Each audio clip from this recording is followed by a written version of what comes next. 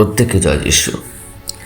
আজকে সকালে আমরা যে ঈশ্বরের বাক্য পাঠ করব সেটা হচ্ছে গীতসংহিতা 34:1।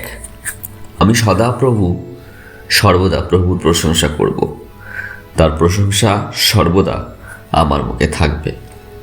আমেন। অতএব ঈশ্বর আমাদের জীবনকে সঠিক পথে রাখার এবং ঈশ্বরের ইচ্ছা ও কাজের প্রতি আমাদের হৃদয়কে সমর্পণ করার একটি উপায় হলো আনন্দের সাথে আমাদের মহিমান্বিত প্রভুর প্রশংসা করা। আসুন আমরা বিভিন্ন রকমের বাইবেল ভার্স এবং প্রভু যিশুর বাক্য দ্বারা আমরা প্রভুর প্রশংসা করি। আজকের প্রার্থনা। হে সর্বশক্তিমান ঈশ্বর, চিরন্তন প্রেমময় পিতা, তোমার সৃষ্টিতে তোমার মহান ও অবিশ্বাস্য সৃজনশীলতার জন্য আমি তোমার প্রশংসা করি। স্বর্গের বিশাল বিস্তারে প্রকাশিত তোমার বিশালতা এবং অবদ্ধ মহিমা দেখে আমি বিস্মিত।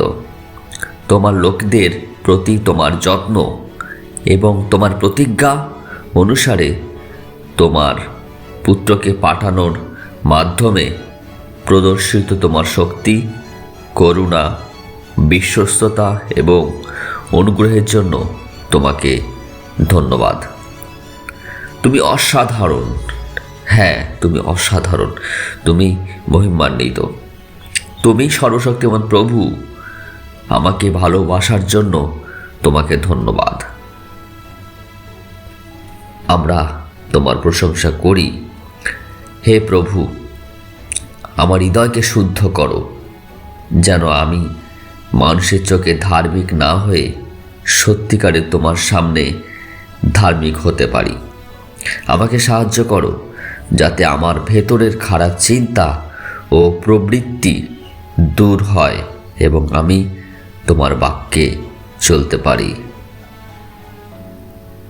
যিশুর নামে আমি তোমাকে প্রশংসা করি।